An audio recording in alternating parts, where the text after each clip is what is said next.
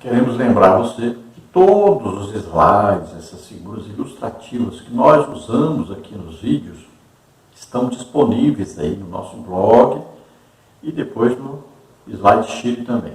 Temos também os estudos escritos, tá aí no nosso blog, no nosso site lá, né?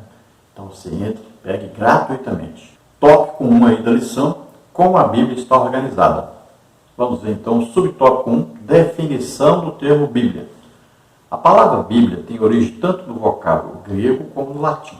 O termo grego biblos significa livro e tem conotação de qualidade sagrada. A palavra Bíblia no latim é um substantivo feminino singular que igualmente exprime a ideia de livro. Por volta do ano 150 d.C., os cristãos passaram a usar o termo em grego da Bíblia, os livros, para referência ao conjunto de livros inspirados por Deus. O dicionário bíblico Wycliffe explica que o singular Bíblia, em latim, revela uma unidade de pensamento e uma pureza. Por isso, a coleção dos livros sagrados forma um único livro. A Bíblia Sagrada, chamada também por Paulo de as Santas Escrituras, Romanos 1, 2. Bom, é claro que a origem aí, da palavra é grego, depois é que veio latim. Então, quando foi traduzida a Bíblia, foi traduzida aí primeiro do grego, que foi escrito originalmente em grego, o Novo Testamento, foi traduzido para o latim, principalmente por causa do Império Romano, se atingiu muitos lugares. A origem da palavra, então, está no grego, a palavra Biblos. Aí, com o passar do tempo, então, quando se traduziu para o latim e passou-se a usar, então, a palavra para nós que chegou em português foi a Bíblia, então. Bíblia quer dizer o quê? A reunião de vários livros num livro só. Então, isso, basicamente, é isso que nós temos que entender. Então, a reunião de muitos livros. No caso da nossa Bíblia, o quê? Tem os livros do Antigo Testamento, 39 livros, e os livros do Novo Testamento, 27 livros. Então, se reuniu isso tudo num livro só, que nós chamamos, então, Bíblia, que é a palavra de Deus. Paulo chama de Escrituras, Aí nós vamos ver as Escrituras sagradas. Então, Bíblia, palavra de Deus. Então, a Bíblia é o quê? É uma reunião de vários livros inspirados por Deus, que foram colocados num livro só, que se chama, então, a Bíblia. Subtópico 2, o cânon da Bíblia. A expressão cânon procede do hebraico kene, com o sentido de vara de medir. O termo correspondente em grego é cânon, que significa régua. Desse modo, na teologia, o vocábulo cânon é empregado como norma de avaliação para identificar os livros sagrados. Em vista disso, o termo canônico passa a designar os 66 livros aceitos como divinamente inspirados, 39 livros do Antigo Testamento e 27 livros no Novo Testamento. Isso quer dizer que o Espírito Santo guiou o seu povo a reconhecer a autoridade desses escritos como regra de fé e prática. Nesse sentido, o cânon bíblico está completo. Nada pode ser acrescentado ou retirado das escrituras canônicas, como está escrito em Apocalipse 22, 18 e 19. Então, a palavra cânon quer dizer vara de medir, uma régua. Isso indica o quê? Indica que o cânon da Bíblia foi o quê? Foi uma reunião de livros escolhidos, não foram colocados aleatoriamente, nem para agradar A ou B. Foram, primeiro, estudados, eram livros já reconhecidos por todos, eram livros considerados inspirados por Deus. Então, foi tudo feito direitinho, não foi de qualquer maneira. Então, foram considerados livros realmente inspirados por Deus, reconhecidos pelos judeus do Antigo Testamento, depois reconhecidos pela igreja, e no Novo Testamento, os livros considerados pela igreja como inspirados realmente por Deus. Veja bem que Jesus reconheceu os livros do Antigo Testamento, aprovou como livros inspirados pelo Espírito Santo, contendo a palavra de Deus, falando a respeito dele mesmo, Jesus Cristo. Então, nas reuniões, né, foram apresentados esses livros foram lidos, estudados, reconhecidos como realmente a palavra de Deus. Então fizeram a reunião dos livros. No caso nosso, então, evangélicos, né, nós reconhecemos como canônicos, como livros inspirados por Deus, somente, então, 39 livros no Antigo Testamento, como os próprios judeus, nesses livros estão lá no cânon judaico, e eles também reconhecem tudo que está escrito aí como palavra de Deus. Está dividido de maneira diferente, mas o mesmo que está escrito lá, está escrito na nossa Bíblia. E no Novo Testamento, nós temos os 27 livros reconhecidos pela igreja, então, como livros canônicos. Então veja só que a reunião desses 39 livros do Antigo Testamento, 27 do Novo Testamento, formam então os livros que nós chamamos então Bíblia e que nós reconhecemos, né, o cânon desses livros, ou seja, o reconhecimento da igreja desses livros, a aprovação da igreja e principalmente a aprovação do Espírito Santo, a aprovação de Deus e a preservação também, não só a inspiração, como também a preservação de Deus por parte desses livros. Subtópico 3, os dois testamentos bíblicos. O termo testamento vem do latim testamento, que é a tradução da palavra grega diatique e da palavra berite. Ambos os termos têm o sentido de aliança, pacto ou concerto de Deus com a humanidade. A expressão Antigo Testamento foi inaugurada por Paulo, 2 Coríntios 3,14, e refere-se aos livros dos judeus reconhecidos por Jesus como as Escrituras, Mateus 22 e 29. A lei, os profetas e os salmos, Lucas 24, 44.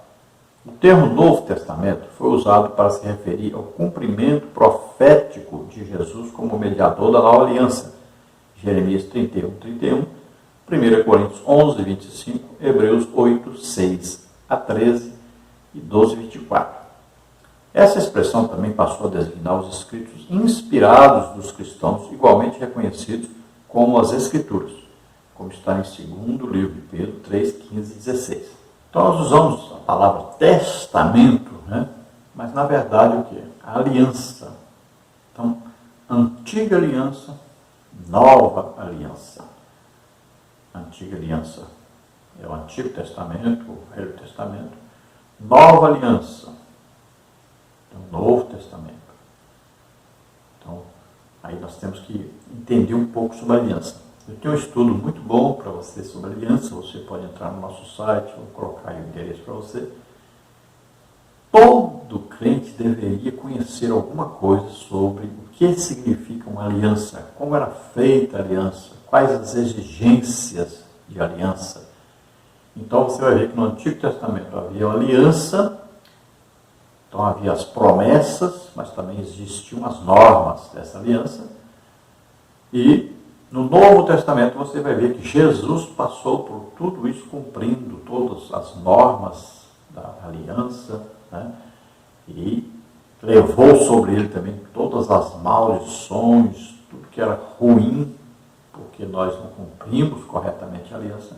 Então ele levou todas as maldições, todos os pecados nossos, todas as nossas doenças, enfermidades, tudo sobre ele, para nos garantir, então, essa nova aliança com Deus, firmada em Jesus Cristo.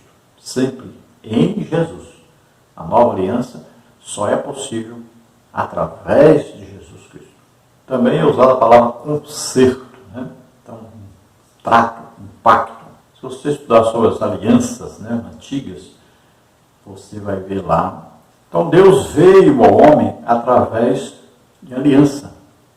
Já era costume de fazer aliança. Nós podemos ver o grande exemplo aí do suzerado. Né? Então, alianças haviam entre, por exemplo, tribos.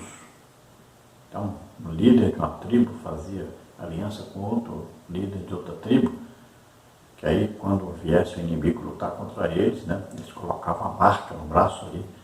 A aliança tem um sinal, uma marca. Então, se colocava ali, aí E se, por exemplo, um chefe indígena chegasse para lutar contra o outro e visse no braço dele várias marcas, né, cicatrizes, quer dizer que aquele chefe tinha muitas alianças com muitas tribos. Ele já ficava com medo de não ir lutar contra ele, porque sabia que os outros iriam depois matá-lo, porque ele tinha aliança com várias tribos que iam ajudá-lo na guerra. Então, existia já esse costume. E Deus veio ao homem através de uma aliança. E aí você vai ver os passos da aliança, né? Vamos colocar para você aí um resumo pequeno aí do que é aliança, quais aí os sinais, né? Quais os memoriais dessa aliança. Todo o estudo que nós temos aí você pode ver, e é muito interessante você estudar isso. Então, por exemplo, quando você vê Abraão plantando um bosque inteiro, por quê? Porque tinha que ter um memorial. Às vezes podia pegar lá um bezerro, né? E manchar ele com uma tinta vermelha e tal. Quando olhasse para aquele bezerro, você ia lembrar da aliança. Plantar uma árvore, lembrava. Então, Abraão lembrava, olhava aquele bosque e lembrava da aliança. Então, são sinais, são memoriais. E aí nós vamos ver Jesus cumprindo tudo isso. Jesus, como é que a gente sabe? Da nova aliança. Olha lá, olha aqui. As mãos furadas, o lado furado, os pés furados. É um sinal de aliança. Então, essas coisas são coisas maravilhosas. Se você estudar direitinho, você vai gostar demais, vai achar maravilhoso isso. E muita gente, uma grande maioria, nunca estudou sobre aliança, como é feita a aliança. E se você estiver interessado, nós podemos ir aí na sua igreja e dar um estudo sobre a aliança.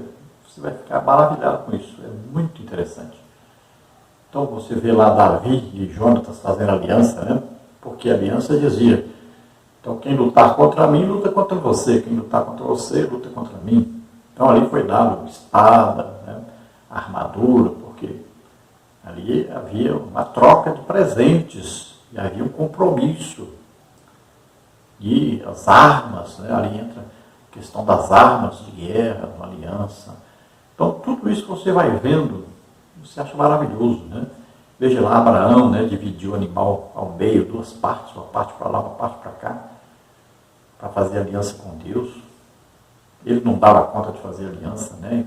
Ali era para ser feita a aliança entre Deus e Abraão, mas Abraão era homem e não podia fazer aliança, não via Deus, sabe? Não tinha contato com Deus. Deus não era corpo físico. Então, o que nós vamos ver ali?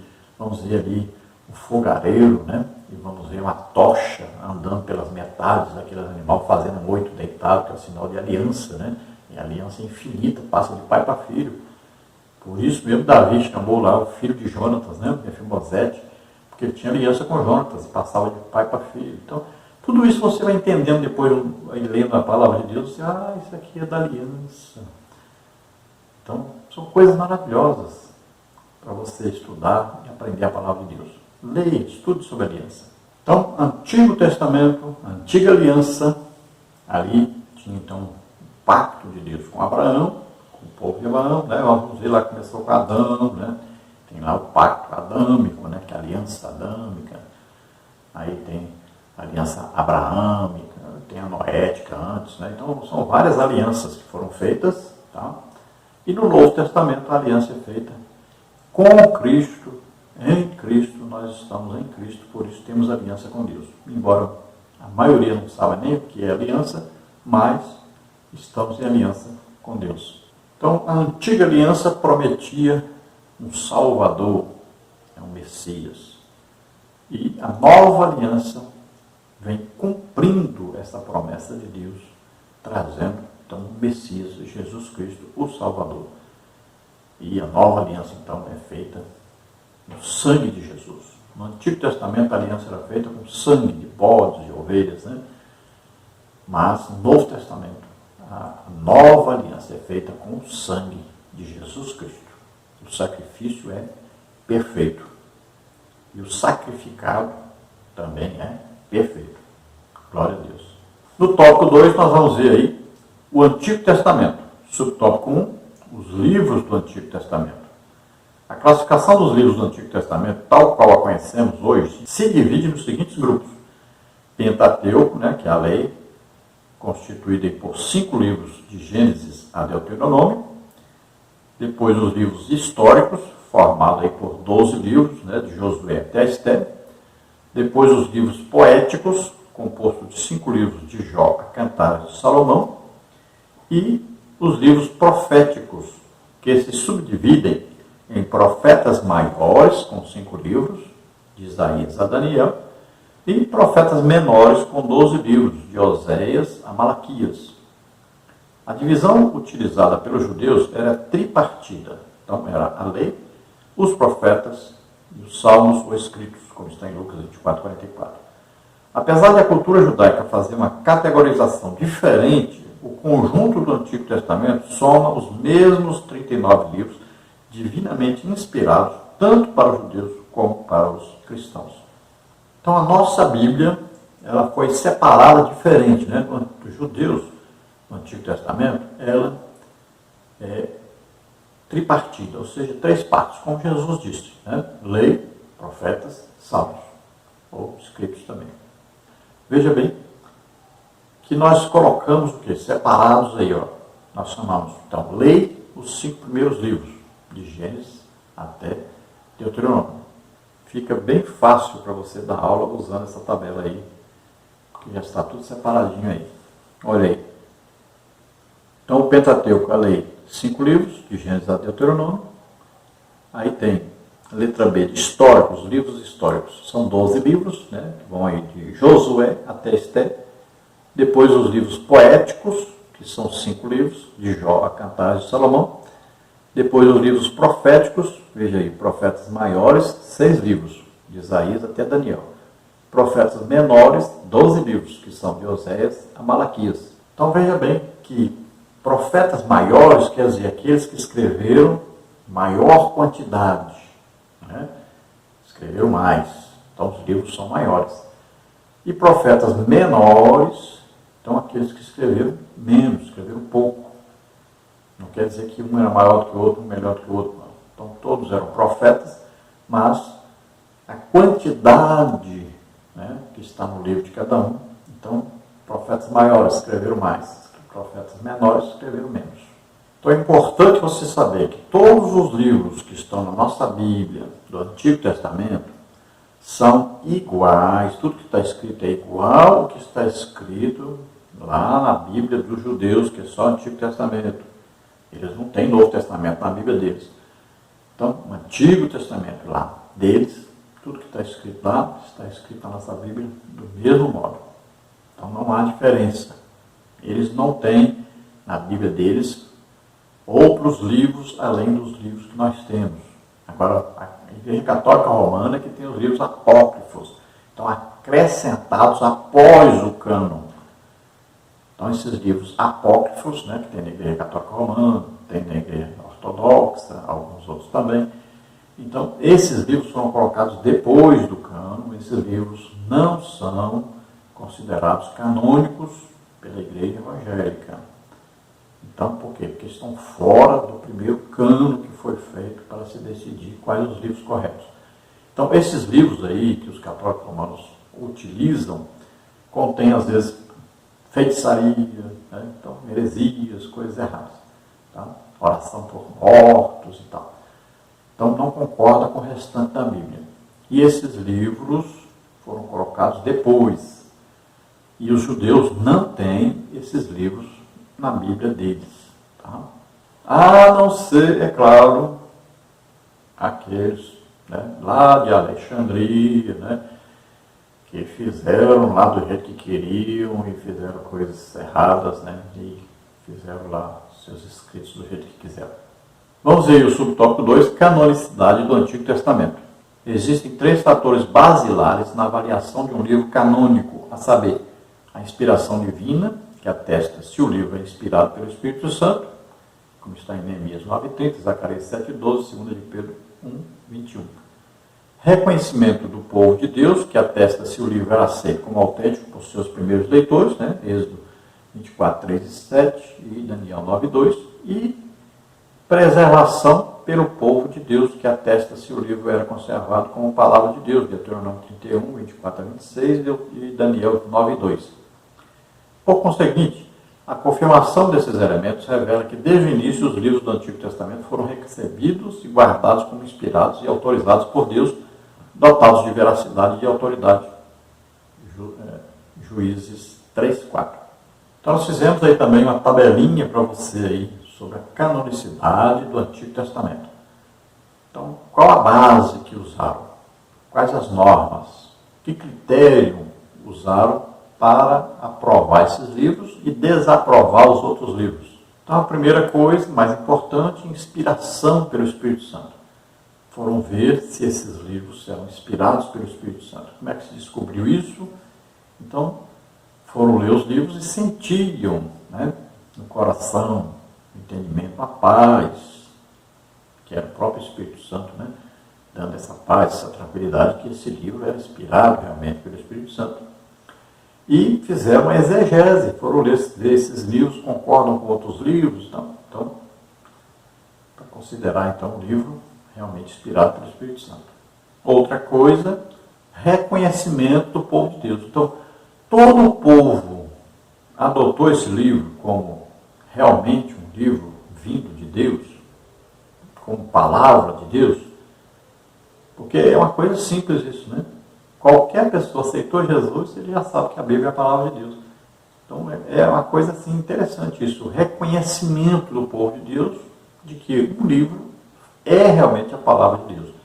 E a outra coisa é o que? A preservação desse livro. Porque Deus não ia mandar os homens escrever um livro, inspirar esse livro e depois deixar esse livro se acabar, perder, pronto, acabou. Então, é impossível, é até absurdo, né? Então, a preservação desse livro. Então, nós vamos ver as cópias, né? Foram feitas cópias fidedignas, então, dignas de confiança realmente. E essas cópias foram encontradas, muitas dessas cópias, e foram comparadas aí, e vendo que realmente eram a palavra de Deus, preservada pela palavra de Deus, essa palavra que encontraram. Então, por exemplo, as cavernas de Qumran encontraram o livro de Isaías, foram lá pegar os mais antigos escritos sobre o livro de Isaías, foram comparar e viram que realmente comprova que ali foi uma cópia muito bem feita, correta, da palavra de Deus. Então, lembre-se sempre, foram feitas cópias dos originais. Existem os originais? Não. Mas foram feitas cópias dignas de realmente aceitação correta? Sim, muitas. Por exemplo, um rei para reinar Israel, ele tinha que ter uma cópia da palavra de Deus. Ele tinha que ler ali todo dia, era uma obrigação, era exigido por Deus que ele lesse. Então, foram feitas cópias.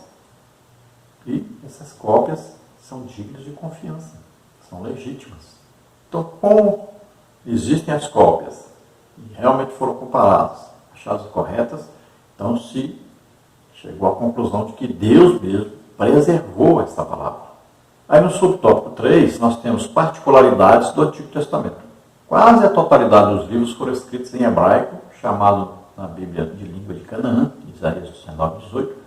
Algumas porções foram escritas em aramaico, uma espécie de dialeto que deu origem à língua árabe, Gênesis 31:47, Esdras 4:7 até 6:18, 7:12-26, e Daniel 2:4 até 7:28, também Jeremias 10:11, e nós vimos aí Gênesis 31, que nós mencionamos aí para você.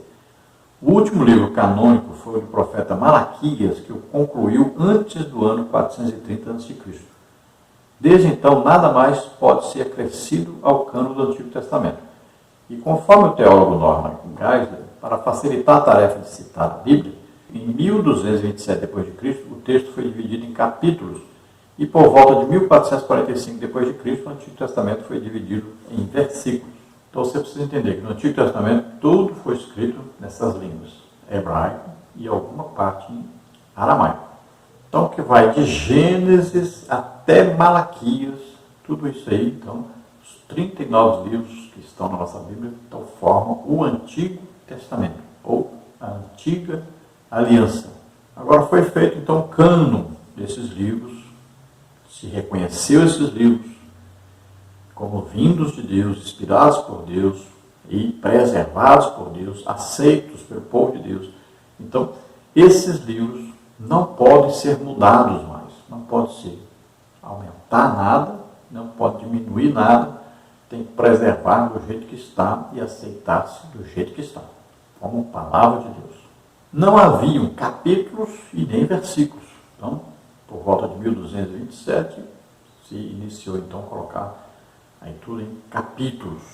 E depois, em 1445, se resolveu organizar tudo também, além de capítulos, colocar versículos, para ficar mais fácil, então, da gente ler, né, decorar, guardar e mencionar na hora de falar, de pregar e tal, né, capítulo tal, versículo tal, livro tal. Então, se organizou tudo isso e facilitou muito, então, a leitura, o entendimento, né, e o reter na mente a palavra de Deus. Sabendo que o mais importante é reter lá no nosso interior, né, quando chega ao nosso espírito, é o mais importante. Aí, guardei a tua palavra no meu coração para não pecar contra ti. Então, é guardar, reter, entender. Pode ver que quando você recebe uma revelação da palavra de Deus, isso vai para o seu espírito, você não esquece mais, fica guardado, retido lá dentro. É o mais importante. Então, também é interessante saber que cerca de 430 anos antes da vinda de Jesus, foi então encerrado isso. Não se escreveu mais, não se incluiu mais nada no cânon, não existe mais nada para se colocar aí, para alterar o que está escrito. Então, até o profeta Malaquias.